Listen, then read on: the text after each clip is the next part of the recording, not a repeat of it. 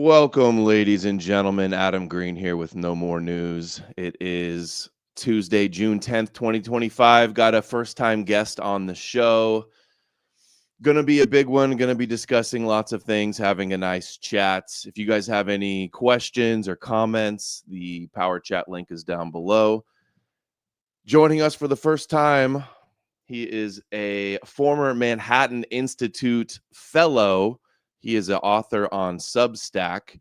He is covering some similar issues to what we cover here on the show. And I wanted to bring him on and have a little chat and discuss some of his work. Everybody, welcome to the show, Chris Brunet. Or is it Brunet? I should have asked you before. Is it Brunet or Brunet? It's Brunet, but I tell Americans it's Brunet because it's easier. I had a feeling it was Brunet. So what's up, man? Thanks for coming on. It's good to have you here.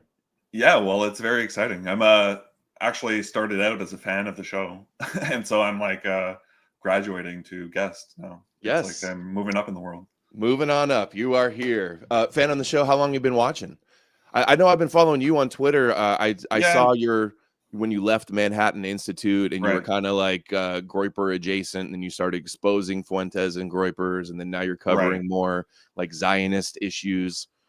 Well, I've been maybe like a year, I would say. I don't watch every episode, but like when it pops up on my feed and I'm online, I'll click on it. Cool.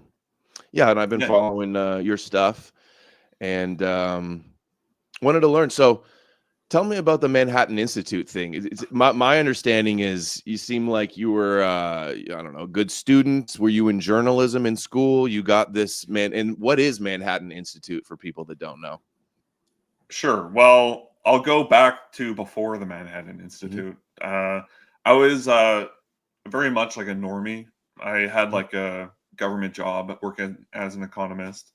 And then I became a journalist and I like started blogging and getting a job in mainstream media and like working my way up in mainstream media. So I started out at like the Daily Caller, then I moved up to like a different magazine, then I moved up to the Manhattan Institute. And basically I was on track to like after the Manhattan Institute, there's like Fox News, and then that's like the very top. On track to be a right-wing conservative influencer star, basically. Right. And like that's what I was writing about over the past like 3 or 4 years. Like that was a big topic, like anti-wokeness in education. I broke a lot of scandals about like academia. That was my beat because I worked in economics academia. And then well, actually, the reason why I'm not in academia is because I got blackballed over the George Floyd riots. Like I was working at the University of Chicago, and as the George Floyd riots were happening, my advisor got canceled. So like I went to Fox News and I stood up for him, and I was like, "You're allowed to like be against riots." You were on Fox News? Well, no, I gave an interview with Fox News, the website, not the channel. Actually, I got invited on the channel too after, but I was too scared to talk to Tucker live. I get that. Well, it was like 3 million people watching live, and like I probably could do it now, but like 3 years ago when I got invited, I chickened out. Yeah, no, I get that. Yeah, public speaking, I get anxious and nervous still, even for like not even big stuff like that. Yeah, well, anyways, my point is I was like coming up in conservative media. And then while I was working in conservative media, my biggest story was the Claudine Gay story at Harvard, which is the president of Harvard was like this DEI black woman who was like extremely underqualified, like the most underqualified president in Ivy League history by far.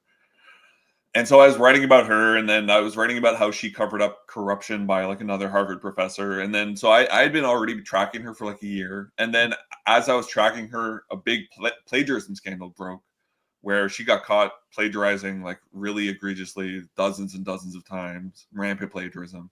And I was the first to break that with Chris Rufo at the Manhattan Institute. And so when we broke it together, he basically gave me a fellowship from that story.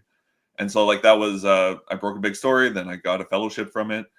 And then really what drove me away from, or what really left a sour taste in my mouth, I would say, is as we were covering that, I thought we were covering academic dishonesty and research misconduct.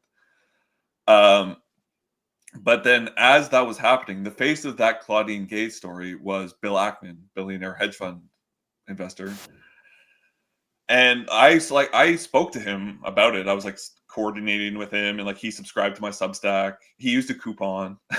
And he's a billionaire, right? Is he Jewish? Yeah, well, like that's his whole shtick, is that Yeah, he's like right. all he cares about is Zionism, which Mhm. I wasn't even aware of. Is he the one that was going after the universities and like the students? And is he the one that said that like the students are never going to get a job anywhere that are protesting? Yeah, that's him. He's like anytime there's like a academic scandal that involves Israel or Zionism in any way, he's like Mhm. he's there, he's yelling about it, and he Mhm. has how many millions of followers? Like he's the most famous Zionist guy when it comes to academic scandals. Mhm. So he was running point on this plagiarism scandal with us, like, and he was talking with Rufo, and he was talking with me, and we were like, he was pushing hearings for Claudine Gay, and like she got invited to testify in front of Congress, and so that was all happening. And then as this like big plagiarism was unfolding over the course of a few weeks, his wife, who was a professor at MIT, so she's just not like a wife, she was fair game, she was a professor at MIT, she got caught for plagiarism too. And her plagiarism wasn't as bad as Claudine Gay, but it was still pretty bad. Like she was copy pasting Wikipedia into her PhD thesis. And I spoke up about this because I thought that's what we were doing. Like I thought we were covering academic fraud. And so I was like started talking in the Manhattan Institute group chat. I'd be like, "Hey, like why aren't we also talking about this plagiarism from his wife?" Because if nothing else, like it would be like get a ton of clicks, because like it's a story we were already working on, Mm. and it was like just the next step in that story. I thought that was like the natural next thing to cover, and I got told like and very strongly to not cover it. And Bill Ackman called me and asked me not to cover it, and Chris Rufo told me not to cover it, and they told me in the group chats, they pulled me aside privately, and then they they were uh, they were very firm in the way they told me, and like they told me not to do it, and they told me, oh, like if you agree to not cover it, we might be able to like get you an interview with Bill Ackman's wife, and like that was like something that was dangled in front of me, like I could interview her and like help her sweep it under the rug. And so that really made me angry, and it red pilled me just in terms of I started realizing like it wasn't about academia, it was about Zionism. And so as that was happening, like the October 7th was happening, like over the course of a year, like the war escalated. And so the war was escalating, and I've seen war crimes happening every single day. And I was like seeing like these dead babies, and like refugee camps being bombed, and doctors being murdered, and kids being shot. And so like I just decided to publicly come out against Zionism, and that's what I've been writing and talking about for the past year.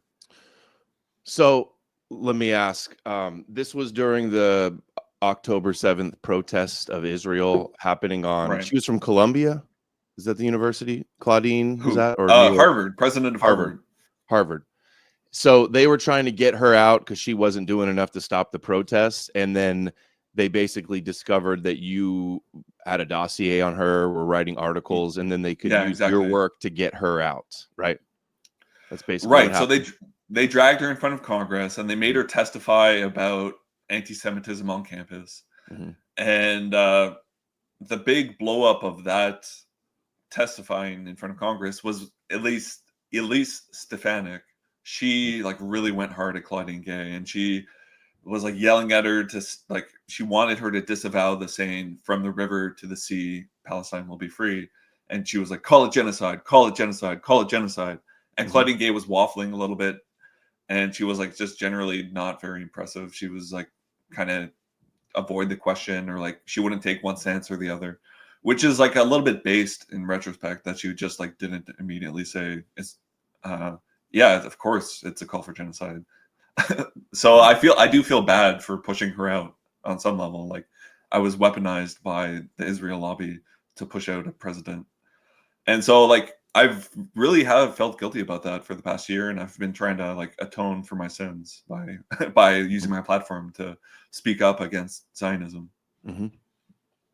So were you a Zionist before? What was your view, and what was it like surrounded or around all these Zionists? Right. Well, I was not a Zionist. Like whenever anybody asked me, what I would say is I'm an isolationist. I don't care. Just I guess stop sending money overseas was my answer, but Mhm. it wasn't ideological. It was just kind of I would say like a placeholder answer, and I just wouldn't talk Mhm. about it after that. So did But you feel then, pressure there about it? Like, was there yeah, well, that's the forces thing. trying to Like, push you to like toe the Zionist lines? well, not even that. They wouldn't let me talk about it at all. Not even toe the line. They Mhm. like I was doing academia and I made it known that I wanted to like move away into broader politics, which would include like I guess Israel stuff and Zion. Like all they wanted me to do was be like their token anti-woke university guy, which is exactly what the same role that they have Glenn Lurie on. He was like their resident black guy who opposed affirmative action. He was a senior fellow at the Manhattan Institute. Like I was very junior. I was like a fellowship. He was getting Mhm. paid like a huge salary. He was one of their biggest names. Did And they he pay was you well fired. then to be a fellow? No, What's like entry they level paid me fellow? nothing. They paid me a stipend and like flew me to a conference. Mhm. But at that conference, like I remember like Israel came up a couple times and it got very, very weird because most people were either like Jewish or like covered Israel professionally. And so like I brought up Israel once or twice just like because we were talking and it like got dead quiet. Everyone started looking at each other. And I felt like there was like an inside thing that I wasn't being let in on. Mhm. And like I even spoke to Chris Rufo about it and I was like something Israel and he like gave me a weird look and so like I knew that something weird was going on but I couldn't really figure out that the Manhattan Institute was essentially like a arm of Israel almost directly. Mhm. You Like weren't if you really work like you were just a student. You're a young guy. You were a student. You weren't aware of like, all the Zionist conspiracies on the internet. You didn't really know what you were getting yourself into, and you kind of like stumbled upon it and realized it while you were there. Is that fair to say? yeah, like I didn't know almost anything about Zionism or Israel. I didn't read a single book about it. I didn't take a course on it in college. Mhm. And then like I started looking into like history and theology and like seriously studying the topic. And like I thought I was like figuring it out. I was like, okay, like there's a third temple. I like taught myself about the third temple and the red Mhm. heifer. And then like I told Chris Rufo like like something about the red heifer, like this is crazy. Like I would like I didn't say I would want to write about it. I just like brought it up one day, and Mhm. then he publicly like called me mentally ill and crazy for like even talking about the red heifer or like being interested in it. He was like, you can go be interested in it anywhere else. You're like mentally ill. And then like a month later, the Secretary of Defense Pete Hegseth comes out and he's like, "Oh, we're gonna rebuild the third temple." So when that happened, I felt like vindicated for like So what actually he like calls you realizing it mentally was a ill, thing. not the people that want to sacrifice and burn the all red cow to ash so they can purify themselves and rebuild the temple. That's not mentally ill. You're mentally ill for noticing that it's a thing. Funny how that works. Right. And so the big person pushing the red heifer like narrative in the mainstream news is her name is Cassie Akiva. Mhm. And she works for the Daily Wire and she went to go visit the red heifers. Like she did a whole segment there where she traveled and she was like, look at these red heifers. And I asked Yeah. her, I said, like, oh, so you're gonna sacrifice them to rebuild the third temple? And then instantly, like gaslighting was out of control because they were like, no, we're not sacrificing them. We're Yeah. simply burning them Yeah. ritualistically and spreading their ashes.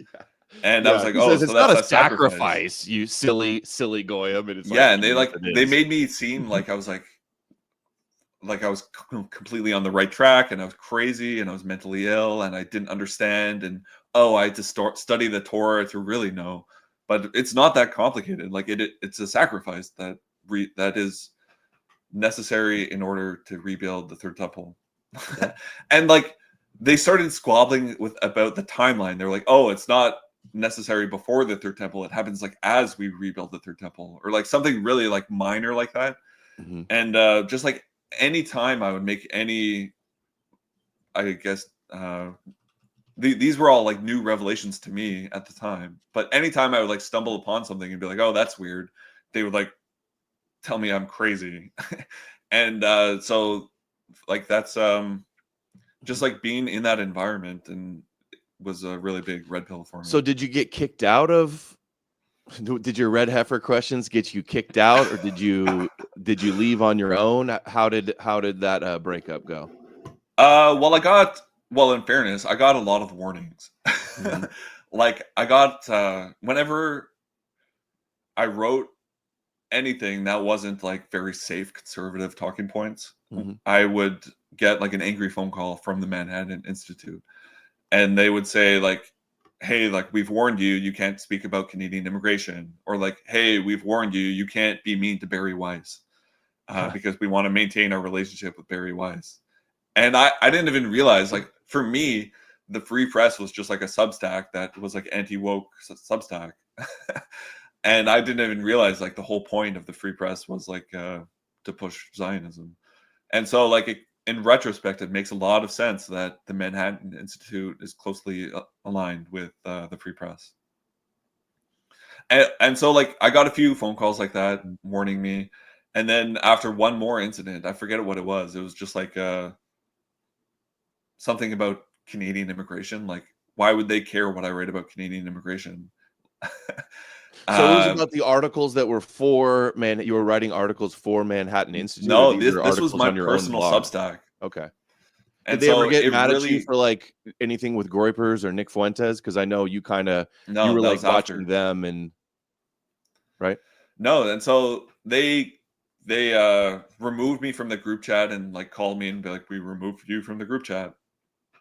And so I was like, okay. I didn't even make a big deal about it. I just didn't even go public for like a couple months. And then a couple months later, I like came out and I said, hey, look, like the Manhattan Institute is a front for the Israel lobby. It's a front for Bibi Netanyahu. Mm-hmm. And I was like, hey, like there's a genocide going on. But that was a few months after I got kicked out. So I didn't even like get kicked out and then like go nuclear right away. I was like very reasoned with it, I would say. Mm-hmm. So tell me about Yeah. Chris Rufo. I've heard this name a lot. I think maybe you tweeting about him. He's a senior fellow at Manhattan Institute, Right. and Well, he's the one that hired the porn star after you, right? Can you tell us a little bit about that? That was a big scandal. Who was it that right. like really Well, exposed that too? Did you? no, that was Ethan Ralph. Oh, that's right. Well, Yeah. someone else, a guy named Basil. I forget Uh-huh. his handle, but his name is Basil. You probably know him. He found it and he sent it to me, like pictures Mhm. of Christina Buttons, like covered in cum. And I was like, no, I can't tweet this.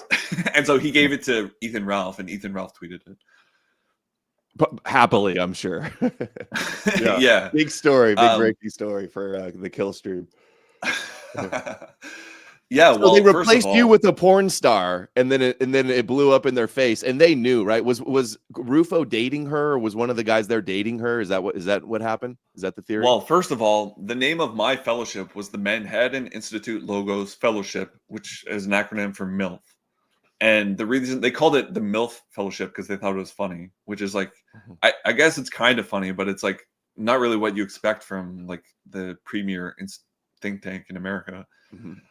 And so I had the Logos Fellowship, and then they were hiring Logos investigative journalists full time.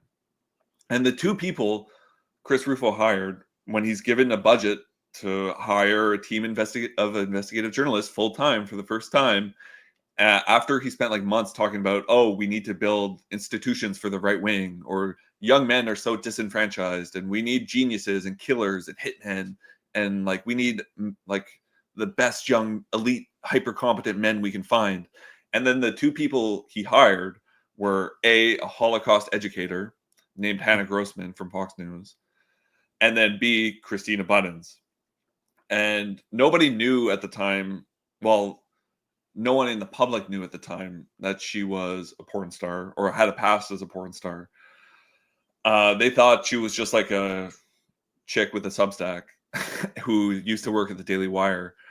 Oh, she was at Daily Wire too?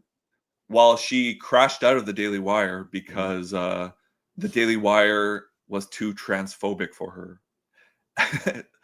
Yeah. What? And so she's like, I have trans friends, like trans people are valid, and like Ben Shapiro's too mean to trans people. So she wrote a big open letter about trans acceptance at the Daily Wire, and she left.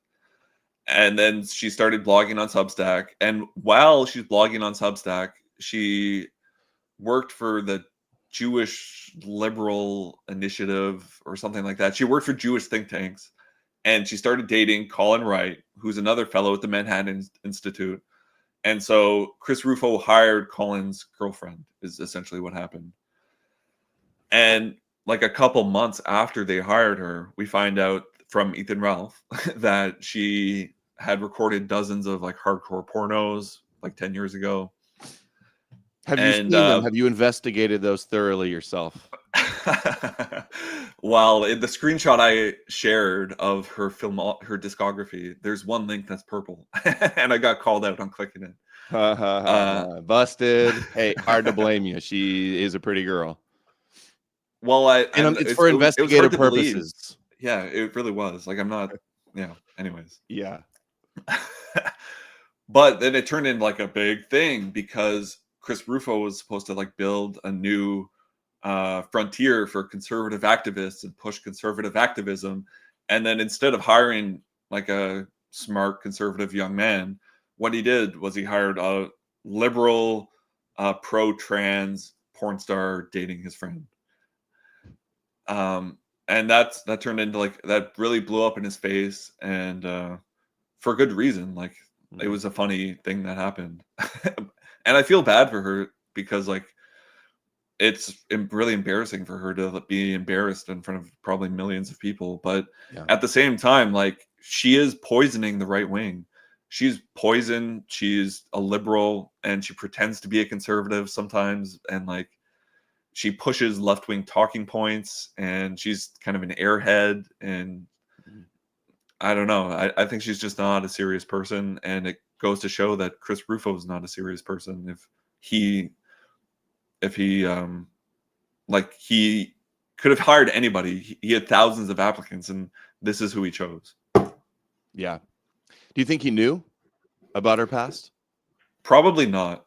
It's possible, but I would say he probably just wanted to hire his buddy's girlfriend, like to do his buddy a favor. What was her stage name? Well, her real name is not even Christina Buttons. Buttons is the name of her cat. Her real name is Christina Berry, I believe. Yeah, Christina Berry. And then so she changed her name to Christina Buttons to work in media. And then she changed her name to Rita Lovely to work in porn, which is apparently a Beatles reference, but I'm not a Beatles guy. Rita Lovely. Not a Beatles guy. What? Well, like, I like them fine, but like, I wouldn't know like an obscure not a Beatles super reference. fan, right? Yeah. And so they hired her, and then she got exposed, and she's like still on the payroll, but like hasn't done anything now. They just have her like hidden in the back room or something. Yeah, well, she's worked there for like a year now, and she's written like 5 articles, and none of them have been like high quality or groundbreaking or viral.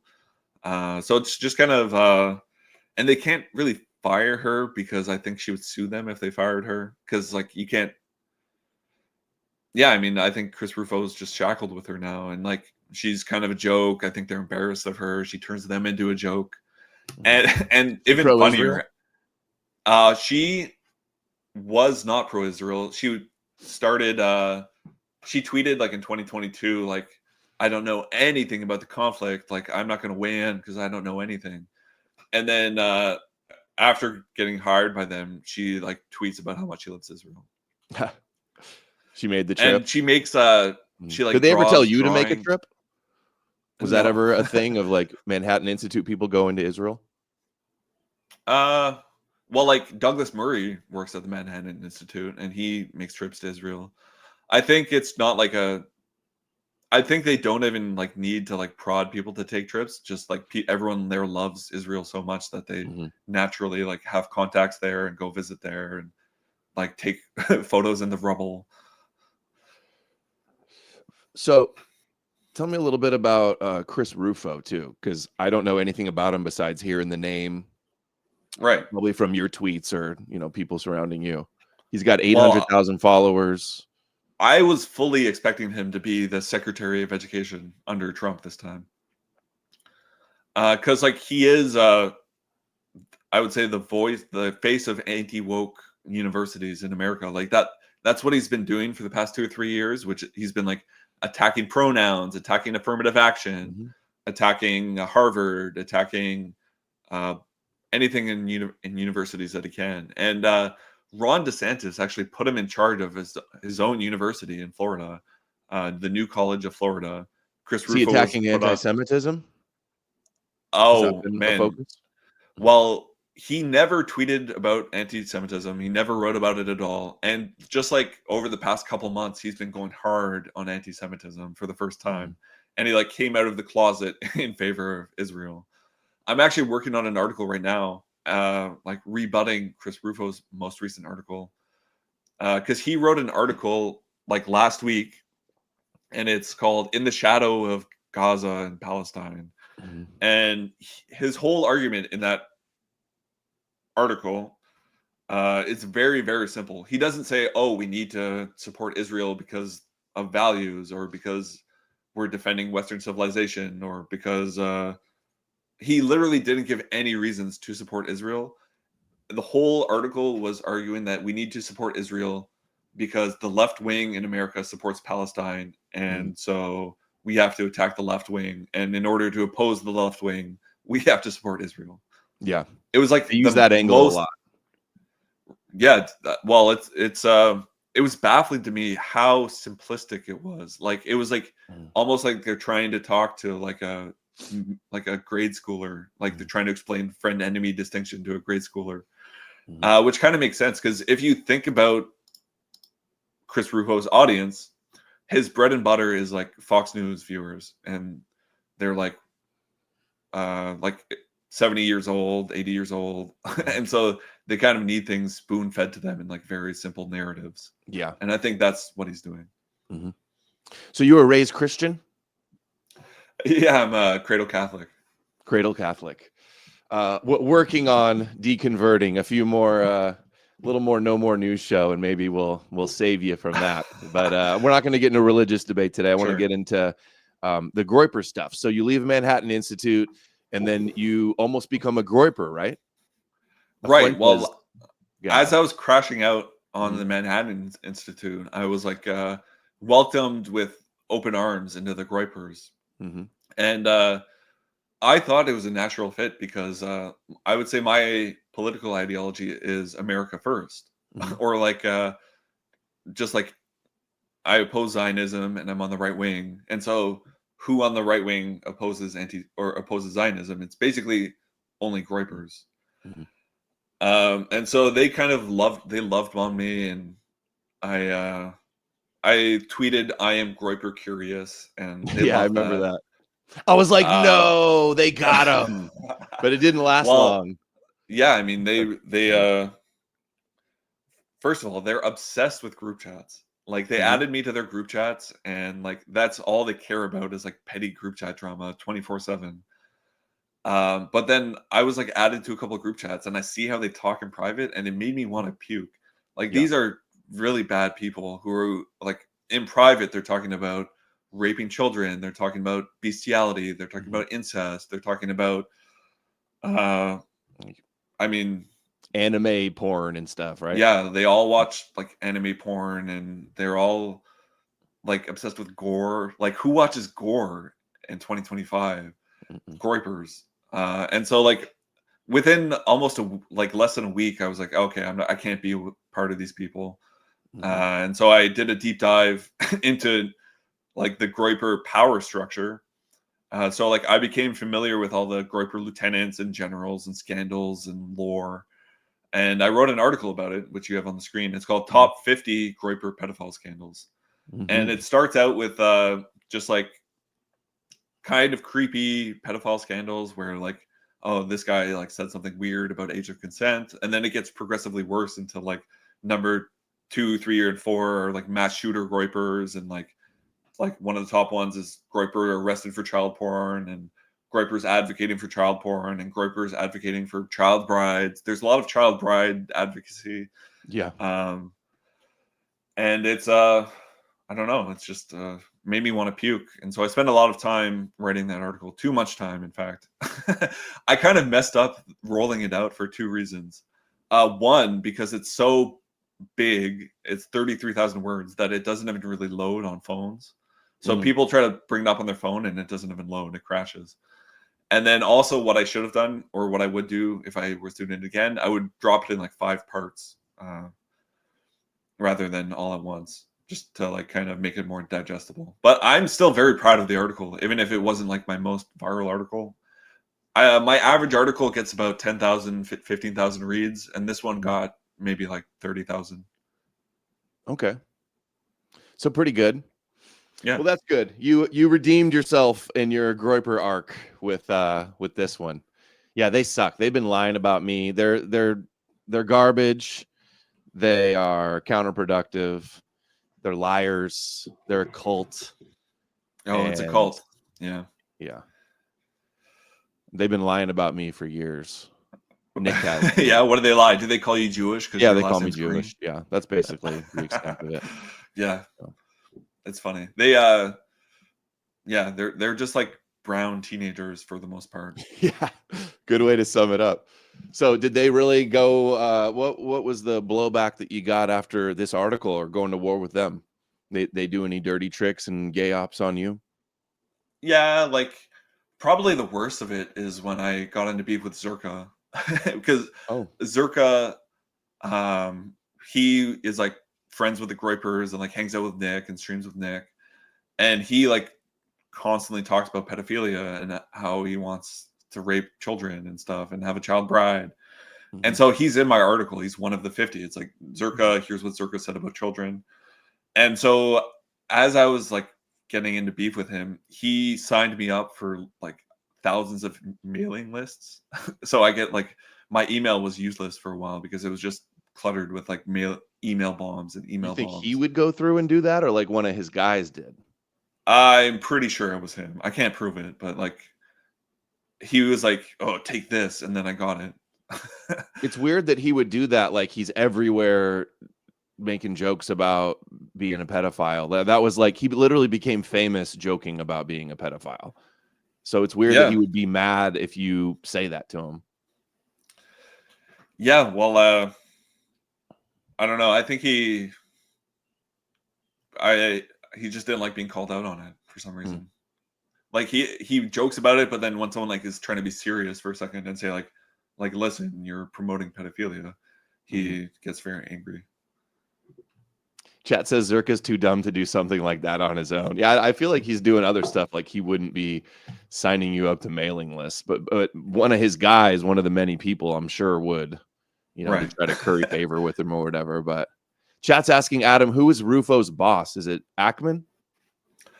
Well, first of all, he makes more money than his salary on Substack. Like he makes probably like $500K a year on Substack. Wow. Yeah, if you do his calculations, like he has 120,000 free subscribers on Substack, and probably like 5 to 10% of those are paid, and they're each $10 a month. So if you do the math, it's about 400, 500, 600K. That's nice. Yeah, well, then he gets another 300K from the Manhattan Institute, and the people who fund the Manhattan Institute are Jewish billionaires. Like that's pretty much what it is. Like the board of trustees are mostly Jewish billionaires, or they're not all billionaires, but there are several. And Ackman is the main one. Well, Chris Rufo, I know for a fact, he asked Bill Ackman to fund the Logos Fellowship, then because he wanted to expand it. And then they canceled it completely after I went public. And hiring the So porn star, I'm sure that's not the greatest way to get investments. right, right. And so like he was angling for a check from Bill Ackman, but I don't think he got it, or he might have. But the head of the Manhattan Institute, the chairman of the board, was Paul Singer, Oh, who, well, he was actually the chairman of the board for the past 17 years, and he stepped down 2 weeks ago.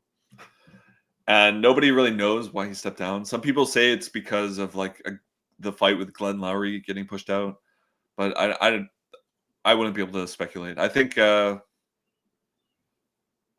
that's like so far above my pay grade. I don't even know why he would get pushed out or so just he's like Jewish too, leave on right? his own. Paul Singer's Jewish. I remember hearing about him recently. High profile Yeah. hedge fund, $6 billion, 80 years old. Well, he owns the Washington Free Beacon. That's like his media mouthpiece. And he funds settlements in the West Bank, and he funds like 10 different funds like 10 different Zionist think tanks, including the Philos Project, which is like a fellowship between Christian Zionists and Israel. They're the one Uh, doing that Project Esther, right? I believe that's Heritage Foundation, Okay. I thought it was them but and I thought it was both. yeah, they're probably Okay. they're involved in everything. Mhm. And so he's like one of the biggest funders of Zionism in the world. And he was in charge of the Manhattan Institute, another big donor to the Manhattan Institute. And I would actually like to pull up this tweet. Mhm. Her name is Susie Lebowitz Edelman. Mhm. And she's married to a billionaire, so that makes her a billionaire. Mhm. But she was the one who called for Glenn Lowry to be fired because she didn't approve of his views on Israel. And she like wrote on Twitter why she disagreed with him. Do you want me to send you the tweet or? You could. Do you want to share your screen, or you can just DM it to me?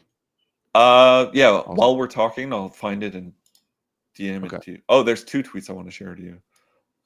Here. So it's like Manhattan Institute isn't like overtly Zionist, right? They don't have Stars of David, and they're not posting every single thing about Israel. Like they kind of market themselves as just like a normal conservative think tank, right? But it's still Yeah. Well, even that's what those I are still thought. funded by ultra Zionists. Well, every single employee that works there is a Zionist. Even the ones that work on like tax policy or like transportation or housing density, like they no one really cares about housing density. All they care about is the state of Israel. Mm-hmm. So it's loading. I really do want to show you this tweet because it's just crazy to me, like the way these people think. Sorry, it's loading. Here we go. Yeah. So while you're looking for that, what are some of your most popular and viral Substack articles? Well, my most popular one ever was about a guy named Seth Smith, who was shot in the head at Berkeley because I wrote it's on the most popular page there. I don't want to talk about it, but it's like that's my number one article ever because it was like a crime story that nobody ever covered. It was a hate crime that happened at Berkeley, and so I kind of broke the hate crime story. But I've been trying to like move away from writing about universities recently into like broader politics. So like I am still writing about universities, but I'm trying to like tail that off to write more I see it about right like here. His name was Seth Smith. I never heard of him. Is he a white guy that got shot? yeah, by a black guy. And Oh no, I did like hear about this. Yeah, I did hear, and then nobody covered it. It was like nobody covered it, and it was like a really sad, really brutal hate crime. right, And it just makes me sad to even think about it. no Actually, I'm writing a outcry. story called "His Name Is Seth Rich," because Seth Rich died almost 9 years ago exactly, and so I'm writing an article about Seth Rich for his anniversary of his death in 1 month. Okay, well, you want to give us a sneak peek? What's it going to say? Hillary body count? Well, right now I'm doing the research. Okay. Because there's a lot going on in that story. Like, he was a Bernie Sanders supporter who leaked WikiLeaks documents to Julian Assange. Are we sure Which that's is not, confirmed? Your research well, that's what I was confirmed about that? to say. That's Mhm, my narrative that mhm. have settled on. And like, I don't say this is conclusively, but that's essentially what I believe happened. And so Julian Assange went public with those emails, and then he also went public with the Pizzagate emails. So Seth Rich was really like the one who spawned Pizzagate. And then he also spawned Russiagate because the Democrats tried to blame the hack on Russia instead of on Seth Rich because that would make them look bad. And so, like, there's a big 2-year investigation into Donald Trump over his ties to Russia and Russia hacking the Democrats. So that's like what I'm doing my research on right now. I'm like reading the book on Seth Rich. I'm like watching a documentary on him. I'm trying to like really get familiar with the details. So you confirmed it is Russia that hacked Russia, because like Julian Assange was very likely working for Russia, right? He had a show on RT, and they are the ones that hacked the Democratic emails. Well, the thing about the Democratic emails is that they could only have been taken out on a thumb drive. Like, that's what the digital footprint says. Mm-hmm. And That's what I remember hearing too. Like the download was too long that they couldn't have done it over the internet. They'd have to do it with a flash drive, right? Is that? right. Mhm. And so, and like before they even investigated, Obama came out and said it was Russia. Mhm. But um, ultimately, I believe it was Seth Rich. That's the case I'm building in the article, I guess, Mhm. even before I do all my research. Yeah, So I'm starting out I with the do believe bias. like the official story that WikiLeaks is Russia, or at least collaborating with Russia. I know. I mean, if Julian Assange had a show on RT, it's like not even a big stretch at all. Yeah, well, I'm not an expert on WikiLeaks. There's definitely a lot of like intelligence connections that are like hard to Mhm. parse. But in just terms of who did that hack, I believe it was Seth Rich, and then he Yeah. gave it to Julian Assange. Assange Um, hinted at that too. He didn't outright say it. He's like, I never give up my sources, but he did strongly hint that that's who he got it from. right, right. Mhm. And so that's what I'm getting ready to write a big investigation Okay. into. Well, And what are some of the top stories you think my audience will like? Jew stories. What are some of your Jew okay, stories? well, I'm talking about. Mhm. I've written hundreds and hundreds of articles on Substack, and Mhm. last week, for the first time, I published one about Zionism for the first time. Okay. And it's Congratulations. called, yeah. Well, I've been studying the issue, and like I feel Mhm. comfortable talking about it now. And it's called "A Zionist Onslaught Against Freedom of Speech," and you can click on it there. Oh, there it is. Yeah, there it is. The Pepes. All right. What do you got in here? I've never heard of Okay. this. They're coming for our free speech.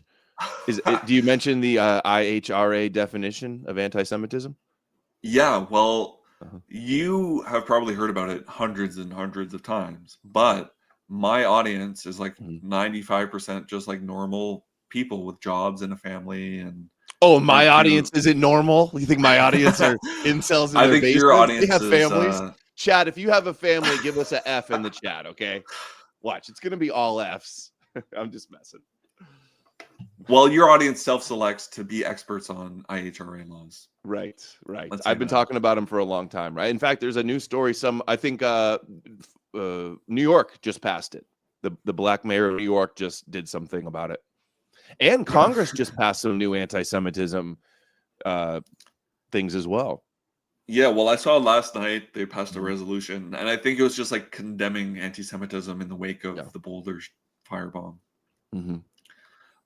But I am new to like IHRA laws. I'm new to BDS. I'm new to boycott laws. I'm new to all of this. And so I wrote like an explainer article explaining it to someone who doesn't fully grasp the severity of what's going on. To normie Fox News boomers, your Yeah, audience. that is not all Yeah. my audience, but my audience is Mhm. largely just like Yeah.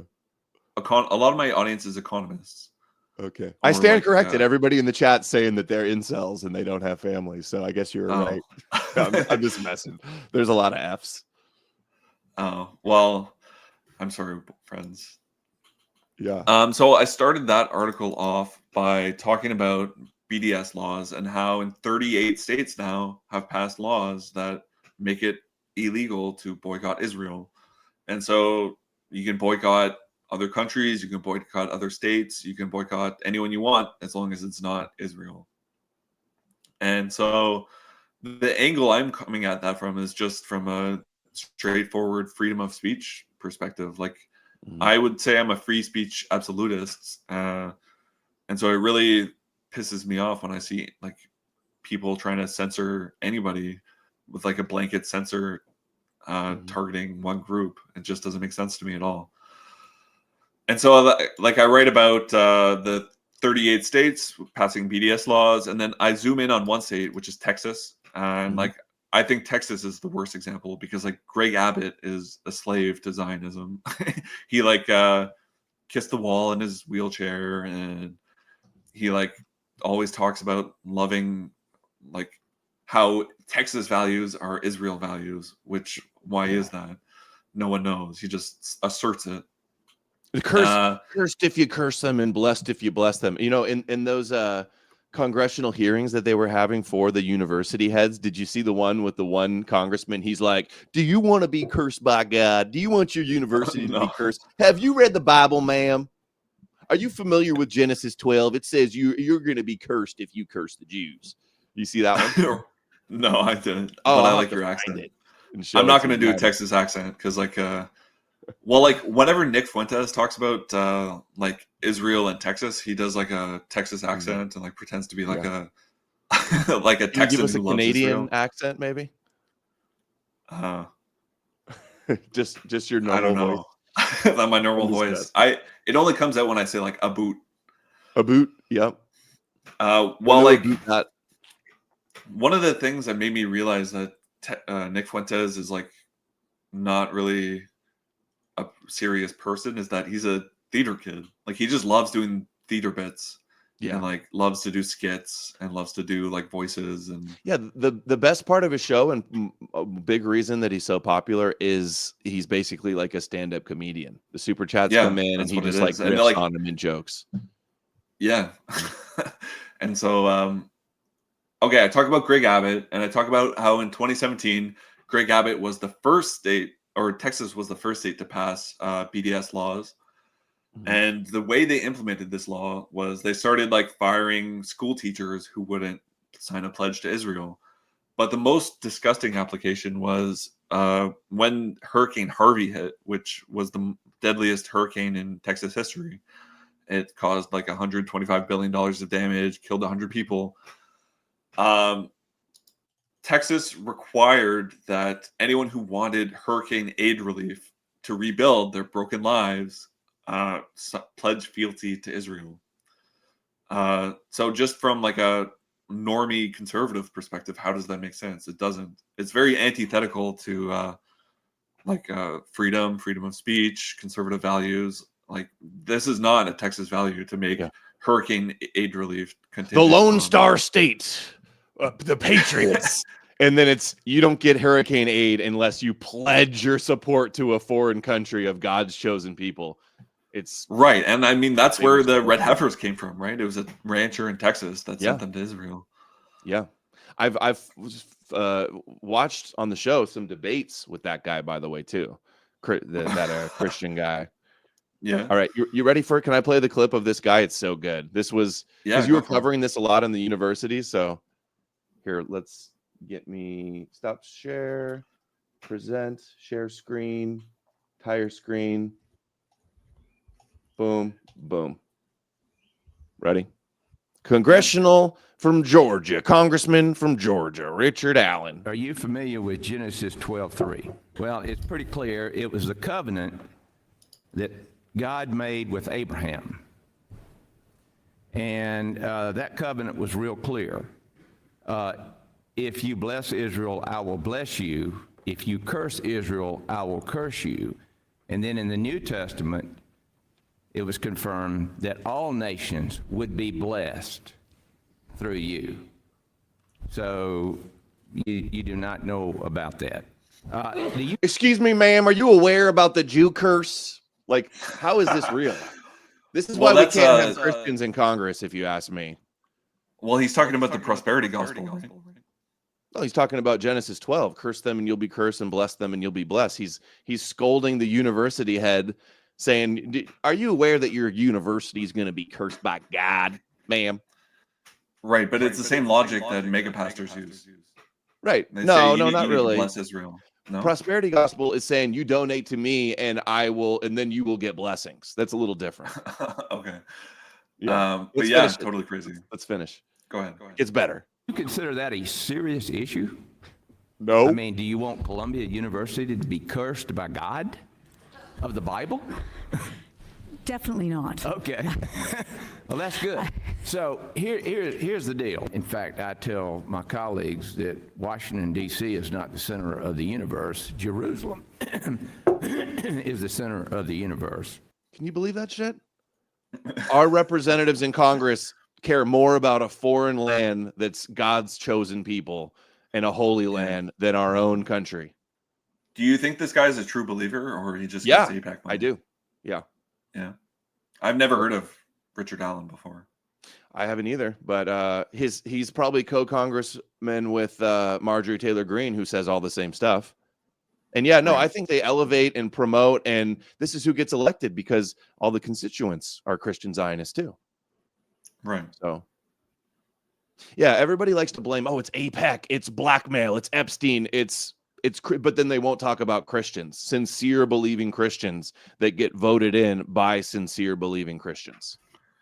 Right. Well, I want to go to like Protestant churches in America and I want to like hang out with them and just like sit in the back and like hear what they have to say. But I'm not sure if that's like rude for me to show up and like invade the It would be. I want to go in there and just stand up at church and say, Jesus is fake. You've all been lied to, and get dragged out. Yeah. The Zionism problem really is a Christian problem. The CQ. Well, okay, a little bit more. Yeah, go ahead. We got freedom of speech in this country and freedom of religion. Yet we also have Moses looking down on the entire body of Congress who gave us the law, which most of our laws were made and are supposed to be enforced, came from the original law. Maybe you should have a course, and you don't have to believe it, but the Bible is an incredible book. There's a lot of history there, and you don't have to believe it, but you need to know what's in there. Maybe you should have a course suggested for those who are having problems with all of this on the Bible and what's in the Bible and kind of what will happen if, under the wrath of God. I mean, he's got solutions, right, Chris? Yeah, well, I saw that they're putting up the 10 Commandments in public schools in Texas now. Yep. And they had very funny clips too. Like they have. Oh, I wish I could have seen some of those. But yeah, they're also trying to get the moment of silence in schools.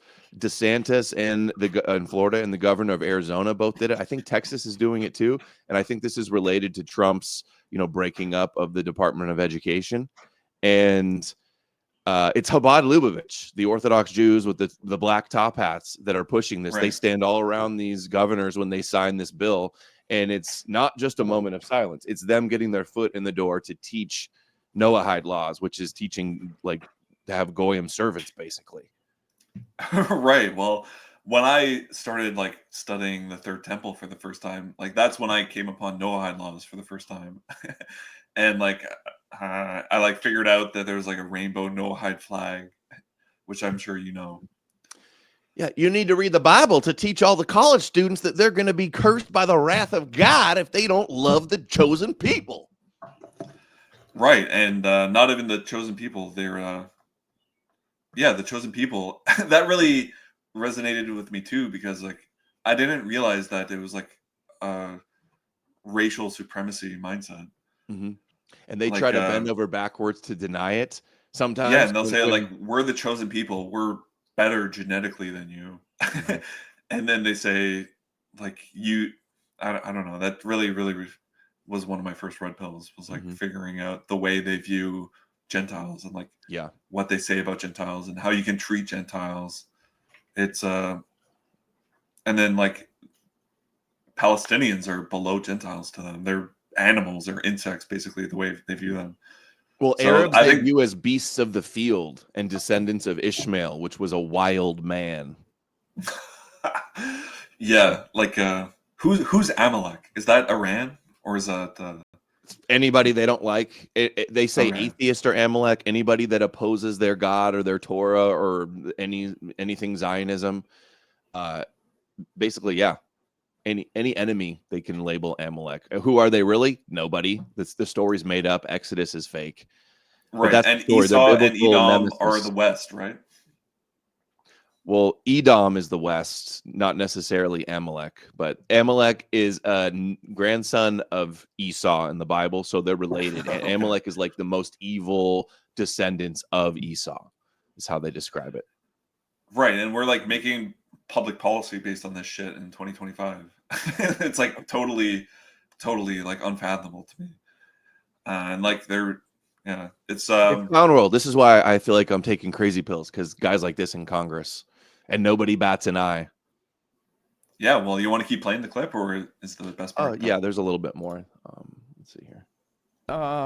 We have above the American flag in our chamber, "In God We Trust." I mean, what God is that? The Jewish God. Do you understand why we're here?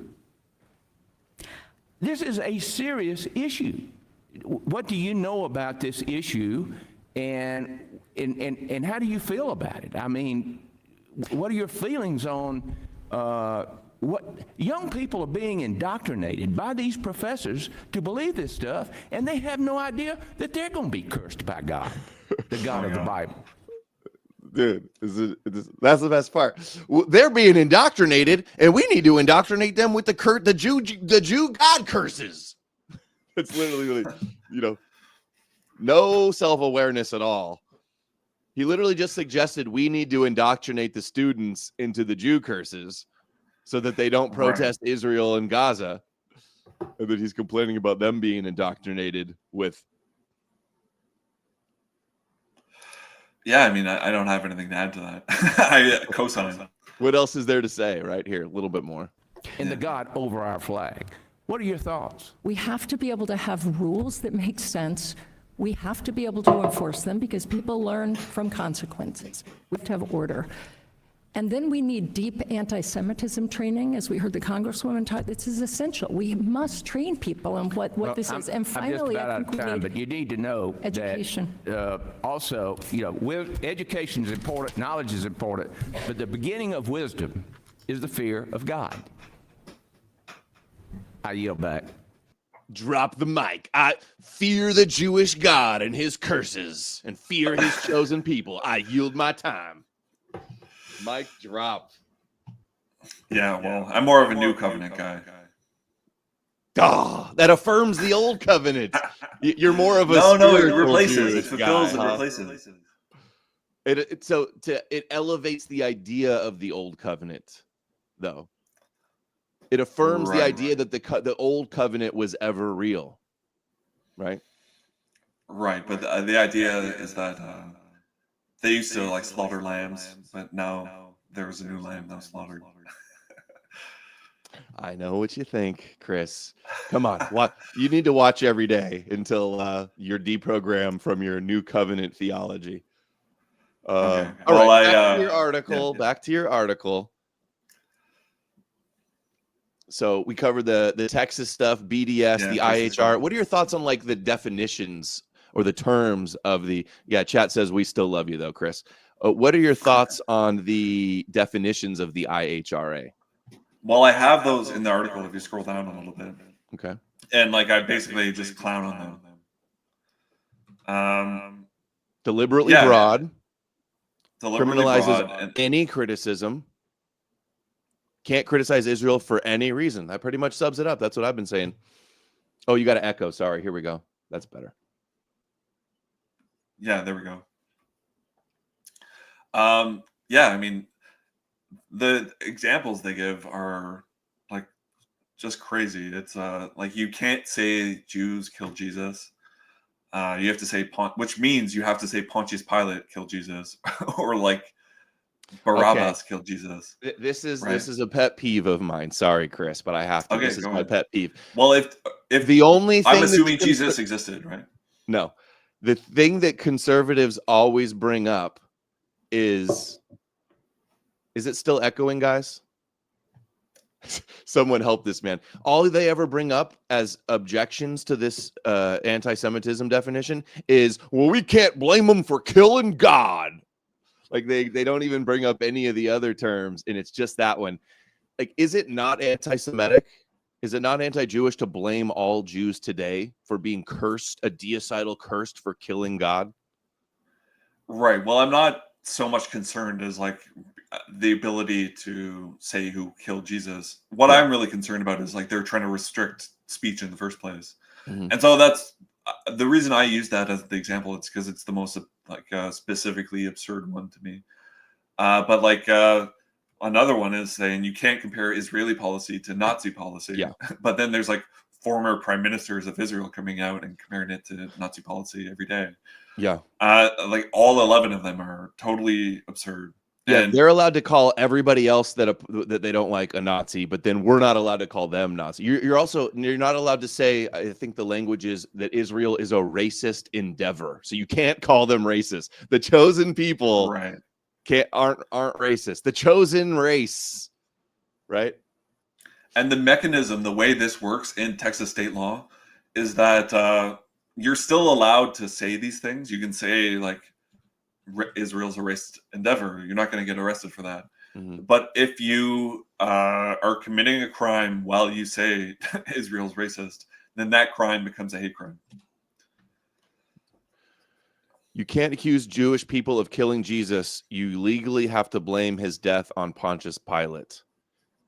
Don't you think it's silly to blame people today for killing Jesus, though? Like something that most likely didn't even happen 2,000 years ago?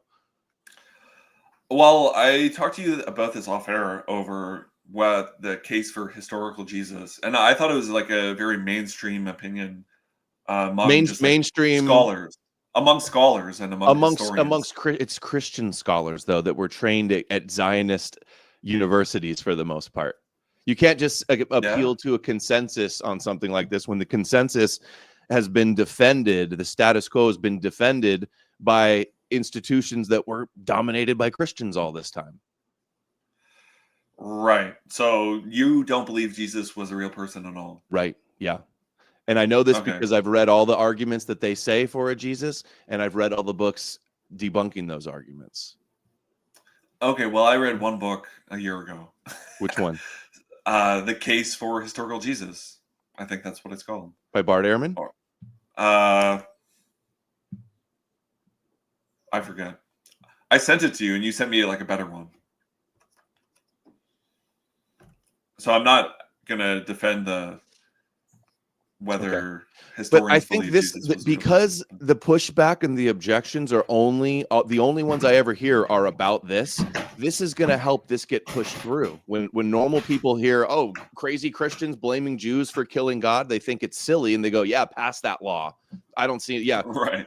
That's evil, blaming people today for killing God, which is silly too, because you're elevating them to like supernatural God killers. And it's silly because Jesus had to die. It's God's plan. Blaming Jews, it's Jesus's plan. When in the Bible, when Jesus was explaining that he had to suffer and die, Peter said, no, don't do that. And he goes, get behind me, Satan. Like, this is the plan. It says it's God's preordained plan for this to happen. And because the prophecies had to be fulfilled, and the sacrificial atonement in Christianity wouldn't exist if the Jews didn't reject and kill Jesus. So I think this is like the silliest thing on here. But it's still free speech. It is free speech. But I don't see how you can argue that it's not anti-Jewish to blame Jews today for killing God 2,000 years ago. I don't think you even need to attach. I don't think you need to attach like values to it. Even I think it's just a historical question of whether Jesus existed and who killed him. Okay, well, you realize that the consensus among scholars today is that Jesus was a Jew that was killed by the Romans for being a revolutionary and an insurrectionist. That's actually the consensus. Because he's crucified. Crucifixion is a Roman. Yeah, death but penalty. so that's what the Jewish people say too. They say, "Oh, we didn't do it; it was the Romans." But it was Pontius Pilate doing it on behalf of the Jews, right? Right. Well, that's what the New Testament says. Some Jews say that they didn't do it; it's the Romans. But actually, in the Talmud and Total Yeshu, they take full credit for it. And they say they don't even mention the Romans doing it. They say Jesus was hung, stoned, and then hung on a tree according to Jewish law. So why would they say that when the New Testament says it was the Romans? That doesn't make sense. It's because it didn't actually happen, and this is just a polemic. And I think this discredits, right, Jack Stone, this discredits legitimate criticisms of Jews. And I think the reason that this is getting pushed through so much is because most Christians find it ridiculous to blame Jews for killing Jesus. They know the story, they don't care, and they say, yeah, pass it, because those evil Christians, those evil anti-Semitic Christians are blaming Jews for killing God. And the Jews have suffered so much throughout history because of this deicidal blood libel. I think that's a very evangelical view that you're saying. No, it's the Catholic view. I think if you ask Catholic views, views, they'll say, yeah, like it was Jews that killed Jesus. No, they say it was the Romans. Crucified him. Well, we hang out them. with different groups of Catholics then. No, Nostra Aetate says they don't blame Jews for killing Jesus. And the popes have apologized and repented for Christians persecuting them in the past over this too. Right. But in the Bible, it says let the blood be on us. Right. And is this really outlawing, right? And what do Christians say? We're washed in the blood of the Lamb. So it's the same thing, blood being on your hands. So you really believe in a curse is a curse is handed down throughout all the generations, and all Jews are responsible for what a couple Pharisees did in Pilate's court? You think that's the right? That's the hill you want to die on to oppose Christian anti-Semitism laws? No, I'm talking about just a factual who killed Jesus. And I believe Pontius Pilate was a real person. Right? Me too. You believe that too. Yeah. And so I am still under the impression, or I was under the impression, that Jesus historically existed and somebody killed him. And it was either the Romans or the Jews, or the Romans at the behest of the Jews. Should you hold that opinion so strongly if you haven't investigated and read books about Jesus mythicism, though? Is that doing due diligence? There's a million questions that I have that aren't answered. You could pick any part of the Bible, and I'd have to spend years in a monastery studying it to know the answer. No, I've just been reading Jesus mythicism books for the last 5 years, and it becomes real apparent. It takes you 4 hours to listen to David Fitzgerald's Nailed, and it just becomes overwhelmingly obvious. It's a mythical story fabricated from prophecy. But hold on, here's the other thing too. I got to disagree on this, and we can move on from this. I know we've kind of both made our points, but claims of Jews killing Jesus, they're not outlawing the Bible. They're not banning the Bible with this. They're not saying you can't cite scripture. What they're saying is it's defined as anti-Semitic to blame Jews today. So if the Groypers go to Ben Shapiro, you Christ killer, you're cursed, you killed Christ, you're going to tell me that's not anti-Semitic? You think anybody's going to agree? You think that billions of Christians are going to not agree that is considered anti-Jewish? I think it's still free speech to be anti-Jewish. It is. It's free speech, but is it considered anti-Semitic? To say that they're literally born cursed. Well, I have a problem with the very concept of anti-Semitism. I think it's a very loaded word. So if you're saying that's anti-Semitic, I'd be like, okay, what's a Semite? It's son of Shem. Well, don't do that. Anti-Jewish then. Okay. Yeah, I would say it is probably anti-Jewish to say go up to someone. Okay, and be well like, "You're then a how are we Christian." supposed to fight this anti-Semitism bill if you even agree that yes, blaming all Jews today for killing Jesus, for killing God, is not anti-Jewish? I think you fight it from a First Amendment perspective. You don't fight it from a biblical perspective. And I wouldn't even focus on that one example out of 11. Okay. Like we've been dwelling on it, but really the gestalt. Well, you brought it of up first, and I'm telling you, this has been my pet peeve for years about this issue. That's why. Okay. Because you can't defend it, really. The other ones you can defend. Oh, you can't talk about dual loyalty. Like, it's not anti-Semitic. They're obviously dual loyal, right? Or sometimes even single loyal. Or you can't say, the funny one too, they say you cannot, where's the one where it's like you cannot say I that live 8. I don't have all 11. Okay, there's one where it says you cannot blame all Jews for what one Jew does. And it's so funny because they turn around and did that. Anybody that said free Palestine, you pulled the trigger on those. Right. Yeah. I mean, the whole law is extremely hypocritical. Like if you can turn all 11 examples or 10, I guess, back on them and they do that example. Another crazy one is that you're not allowed to talk about the Jewish control of any societal institution. That's what the language says. Or the other one, the first one is conspiracies about plots or Jews like ruling the world, right? That's the first one. That's literally the Torah. That's literally every rabbi we watch on YouTube. That's literally like the blueprint of Judaism. The end game of Judaism is all the world worshiping the Jewish God and kneeling and worshiping the Jewish Messiah. So that is their religion is about ruling the world. Yeah, and Jerusalem's going to be the capital of the world, right? Guys, I'm not chasing him off. He's not going to leave. You're not going to leave. You can handle it, right, Chris? I'm not. You know how this is how I feel about Christianity. I would say that, like, you're pressing me on points about like Catholic doctrine, and I'm not a good person to debate apologetics. Like you can say like, oh, why do you hold that belief if you're not an expert on that belief? Well, are you a Catholic? You know, Vatican II says that they don't blame Jews for killing Jesus anymore, so they changed that and repented. And that's right. Well, like I 40. It's like almost 100 years ago soon. Yeah. Well, I have flirted with sedevacantism in the past. With what? And ultimately, I flirted with sedevacantism in the past. Explain what that is. That's a rejection of Vatican II, I assume. Oh, sede vacante means it's Latin for the seat is empty. Oh, so you're anti-pope. You're a heretic. No, you're I'm not. I like looked into it. Okay, so explain it more then. What does it mean the seat is empty? It's basically the problem with it is there's so many different types of sedevacantists and they all fight each other and like they all think they have the answer.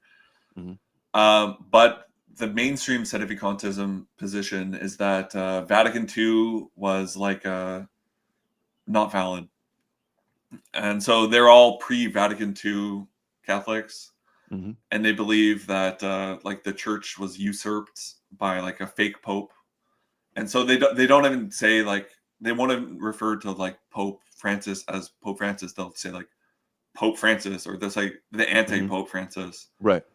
So do you think all the popes since Vatican II have been fake popes, or you don't recognize their authority? No, well, that's not my position. I'm like, I do have problems with Vatican II, just in terms of like you're randomly changing the doctrine 1900 years after. But sedevacantists, there's a very good debate. It's the most famous sedevacantist debate ever. You should watch it one day. It would make an amazing stream. It's on Pints with Aquinas. They had like a very autistic Catholic sedevacantist, and he debated like a mainstream Catholic institutional guy, and they were debating over whether the popes since Vatican II have been real popes, and it was like a 4-hour debate. It was the most watched debate in the history of sedevacantism, and it's way too granular for me because they're debating like this document from 200 years ago and that document from 300 years ago versus what they said at this council and that council and that council. And so I don't think No, my I'm not. audience is all that interested in like spiritual Jews arguing about the best way to worship the Jewish religion. Honestly, I hear Okay. I hear these Protestant and Catholic versus Orthodox debates, and it's just tedious and absurd, in my Well, opinion. the Like the debater would difference is the be schism between the Catholics and the Orthodox. Like what are they fighting about? It's like the silliest things. It's the like silly- arguing over the differences in Harry Potter or Star Wars to me. Well, the autistic Sedevacantis would be an amazing guest for your show. He's like, his name is Brother Peter Diamond. Sorry, I forget why we're talking about this. I was asking just about Vatican II and the popes. What do you think of the new pope? I would say he is better than Pope Francis, for almost definitely. On a political spectrum, Pope Francis was like virtually a Marxist almost. And so the same guy, this new guy, Pope Leo the 14th, right? 14? Yeah. He is I don't know. So far he's been saying just like kind of vague, like nice stuff. Like he hinted towards open borders, which is kind of annoying, but that's like what you would expect from like a centrist compromise pope, right? I would call him a compromise pope because he's not far left, he's not far right. He's not well, it's not really right to talk about things in terms of left and right. It's more about modernist versus traditionalist, right? But he's been going hard against Gaza, which I like. Like he's calling out Israel for like committing. I don't think he used the word genocide, but he's been like they're killing babies and they're killing women and refugees, and so like that was really my main beef with what's going on in Gaza right now. It kills me every day. Francis condemn Israel too shortly before he died, though? Yeah, he did. He even I donated. knew he was on his way out. He He finally got a little lick in. yeah, but like I would say he was kind of like very sick for the past few years. He wasn't like very sharp, I would say. Too little, too late, like, if you ask me. Oh, I just had a thought too. Remember, I'm like, oh, like the fights between the different sects in Judaism. I saw a real viral video recently. It was like a black guy at Harvard, I think, and they were arguing for like 10 minutes on if the blood really does turn, or if the wine really turns into the blood of Jesus after they do the prayer. Like arguing about stuff like that, just I think is completely unserious. Do you think it turns into blood? Well, that's the thing. Like you hear about the Eucharist, and if you really believe the Eucharist is the blood of Christ, like if there's a burning fire, you have to like go into the fire to save it. So that is something it's something I struggle with. Yes, I do believe the Eucharist is the body of Christ. That's ultimately what I settled on, but I did struggle with it for a long time. Like if you look at Lutheran position, for example, the Lutheran position is that it's like symbolic, and then if you like watch like the Methodist position, it's like, oh, it's slightly different symbolic. And so like I read through all this. Yeah, that's like on the level of the leftists saying like a woman can be a man. Right. Well, again, I'm not like the guy to defend the Eucharist. Okay. Like you really have to be an expert, I think, to like give a coherent defense.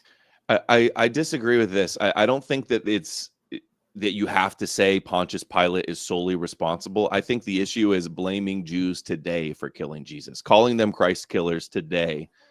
I think that's what the issue is. And the guy that I remember, it was Michael Tracy interviewed Mike Lawler. He's the congressman that was pushing the IHRA. And he was like, no, this doesn't ban the Bible. Are you kidding me? You think all these Christians in Congress are going to ban the Bible? That's not what it's about. It's about saying it is anti-Jewish to blame Jews today for killing Jesus. Just like it would be wrong to blame Gentiles today for destroying the temple, which they do, by the way. So we have no ground to stand on to say that's, holding the grudge for 2,000 years. You got vengeance. You want vengeance on us for that. how are we supposed to criticize them, the rabbis that say that, when you're turning around and blaming them for killing Jesus 2,000 years ago? It's like the same thing. Okay, well, that's I guess like if I was writing a whole article just about that one specific example of IHRA, I could do a deep dive into that and like talk about your perspective, because you clearly have a more nuanced view on it. To me, it's just like I kind of just saw it and I wrote a line of what I thought about it, which is that like it's an impingement on free speech. I think what people do, and I understand that they want to say like, hey, Christians, we can't pass this law. They're trying to ban the Bible. So like you will get some Christians to get upset about that and oppose it. But the vast majority of all Christians are completely fine with it. They know the story, yet they're fine. They still don't blame Jews today. And what did Jesus say on the cross? Father, forgive them, for they know not what they do. Right. Okay, moving on. How about another article? Oh, how about this article about the Jewish guy that I saw up here? Let's see. Okay. Tell me about this guy, Oh. Abraham Eisenberg. Is that the one you want to go to? We'll cover one more Yeah, of sure. your Well, recent articles. Yeah, sure. I am happy to talk about it. Yeah. Well, it's like it feels anti-Semitic just to show his face. It does. Stereotyping Jews is terrible. It's one of my sound bites. Yeah. Is that like a... Oh, don't worry about it. South Park. It's a South Park. Yeah, I was going to say that's like Kyle's cousin or something, right? Yeah. Yeah. I'll play it maybe here. I think I can play it for you. Go ahead. Give us the story. And then when you say something anti-Semitic, I'll play my sound bites for comedic relief. 3 years ago, one of my first scoops was I doxed Abraham Eisenberg from New York as the guy who hacked Mango Markets for 9 figures. And Mango Markets is just like a Solana coin. It's or not a coin. It's a decentralized protocol for trading. And he didn't hack it technically. We thought there was a big legal debate over whether what he did qualified it as hacking, but ultimately it qualified as market manipulation. And so I doxed him as the market manipulator in that case because I was in a Discord server with him and he was bragging about it basically. So I wrote an article. I was like, hey, this guy's bragging about it. Here's his wallet. Here's what his wallet did. Here's how he profited 9 figures. And then he was arrested by the FBI. Hilariously, the day I doxed him, he fled to Israel because there's no extradition treaty. And then he came back to American soil a few months later to get his last few days of tax residency. And when he came back for tax residency, he was arrested, which is like kind of funny. Like he made $100 million and he came back to save a few bucks on taxes. Wow. Stereotype, not beating the stereotypes here, Abraham. He made hundreds of millions and he wanted to save a few shekels and he risked getting arrested and got arrested. Right. Well, his lawyer told him he was probably fine. So his lawyer screwed up on that one. And so when they arrested him, for having a goyim lawyer, Abraham, you should have learned. He tried to save some shekels and didn't get a Jewish lawyer, and that's what happens. Right. Well, that's obviously a joke. We know his lawyer was Jewish. Right? I don't think it was. Really? I called it? Don't. I'd have to look. It's been a couple of years since they've been fighting in court. But he was arrested when he stepped back foot on American soil. And when they arrested him, they found 1,200 items of child porn on his phone and laptop, including like corpses of children being mutilated and like it's like really bad child porn. It wasn't like borderline stuff. Oh my God. How have I never heard about this? Well, it's only 52 months in prison. Yeah, well, he's a first-time stealing $100 million and having that kind of disgusting child porn. Are you kidding me? Well, he was sentenced to 52 months in prison just for the child porn. There's additional charges on top of that for the market manipulation. And he was going to be sentenced to longer, but he got his charges mitigated because he's autistic. Autistic Jewish genius? Yeah, Pedo? well, I don't know if he's actually a genius, but he's smart enough to hack $100 million. What? He's a genius for sure. Okay. Everyone who's ever spoken to him is like, this guy is like 100. I don't know how high his IQ is. At least 140, I would say. Martin Shkreli loves him, apparently. My homie. Right. And then I asked Martin Shkreli about that, and he was like, that was a long time ago. Wow. So, anyways, the point of this article is that he was sentenced to 52 months just like last month. And I took a victory lap because, I mean, that's real impact. Like, you can talk about getting the president of Harvard fired or whatever. Mm-hmm. Sorry, she wasn't fired. She stepped down. You But got some I'm much big more proud scalps, about- dude. Don't come after me, okay? I'm sorry. Don't call your lawyers. All right, we're friends. Well, we make nice. Everybody's happy. That's another soundbite. I just know them off the top of my head. Hold on. Here we go. And everybody, don't freak out. Don't call your lawyers, all right? We make nice. Everybody's happy. You heard that? hey, right? we got no super chats today. No, they're on quiet, actually. I got to turn them on. Let's go turn them on in here. Oh, I would love. I was excited to react. Okay, hold on. Let's see. Let me make sure. Let me bring this up and turn those on. I almost forgot. Jeez. All right, here they come, if we have any.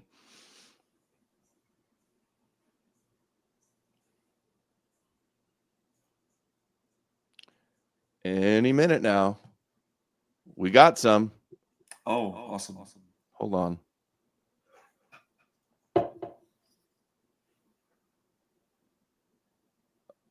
I don't know why they're not playing.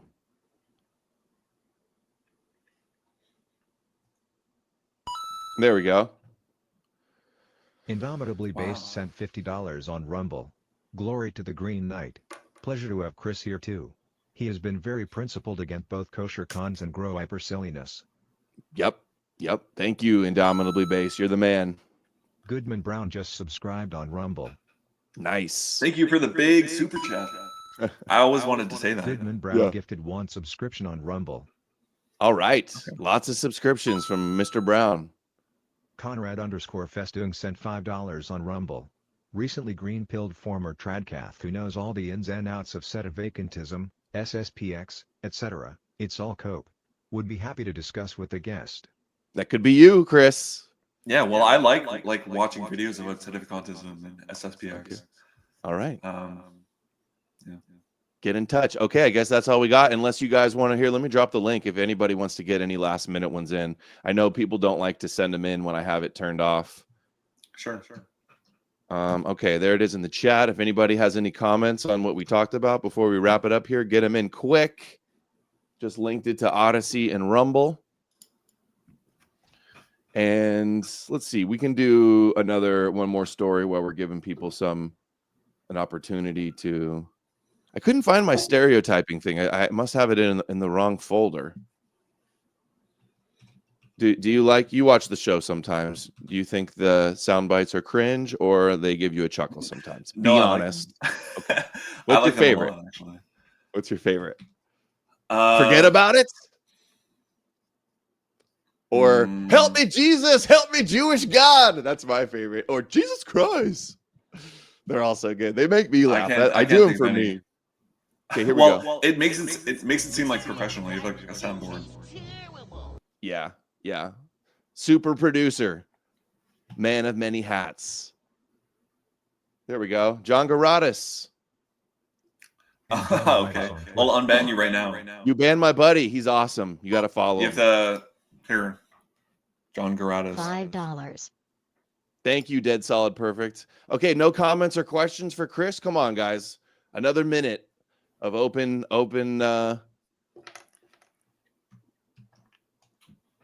Let me see. What other shoot. Okay, there we go. Oh, it's open in OBS. It won't let me switch. How about this one? You like this one? I like to picture Jesus in a tuxedo t-shirt. It says like, I want to be formal, but I'm here to party too. Because I like to party, so I like my Jesus to party. This is Chris in his head when I'm talking to him about Jews killing Jesus. The power of Christ. Well, I just know my The power of Christ compels you. Yeah. The power of Christ compels you. What's that? Oh, well, I just know my girlfriend is watching the stream, and she's probably going crazy right now. Oh, she's because Catholic? She knows, and she knows like defenses of the Eucharist and stuff much better than I do. Ooh, uh-oh. So she's Somebody's gonna give me sleeping on the shit now. couch tonight for coming on No More News. Yeah. Well, I try to be humble at least, and like when I don't know something, I admit that I don't know something. Yeah. We're gonna get you a copy of Nailed to listen to. You and your girlfriend could listen to it and free yourselves from the hypnotic Judeo prophecy spell. Hi, girlfriend. Everybody's saying hi to your girlfriend. Oh my god. How many viewers? When you getting married and having kids? We need some Brunet babies. We are working on it. Yes, they're doing. Well, you know like, what that means, guys. You know what well, no, working not on it that way. means. But like, I don't know. I'm getting old, and I love her. How old are you? Can you tell us, or do you not want to Yeah, give the well, exact? I'm 32. 32. Okay. You're still. I'm That's trying to find. the time. Yeah. Well, it's just yeah. That's. She's kinda got plenty of personal. eggs, as they say. Yeah. Well, I'm not like a guy who spams girls on Twitter with egg cartons. Your eggs are drying up. It's people Yeah. that do that are assholes. It's You're- almost like trad cats that do that too. Yeah. You beef with my girlfriend on Twitter sometimes. I do. I'm not going to tell you which account though, but Oh my gosh. it's a random account that you beef with. Really? I don't beef with random accounts. What are you talking about? I block. You random have accounts. beefed with her in the past. Oh, so she hates me, huh? Yeah, she hates you. Really? Yeah. Oh my gosh. Oh, well. Is she maybe calling me not hate Jewish? you. Is she trolling me? I'm not Jewish, girlfriend. That's so funny. I think we're getting the signal to move on to a new topic. Okay, well, we're gonna wrap it up. Tell everybody where they can find you guys. Follow his Substack. Follow him on Twitter. Carl Stack. Carl with a K. Stack. If you Google Carl Stack, it's the first thing that shows up on Google. Cool. All right, Chris. Huge W for Chris coming on. It's been a good follow. I'm glad we're friends. I'm glad you're watching the show.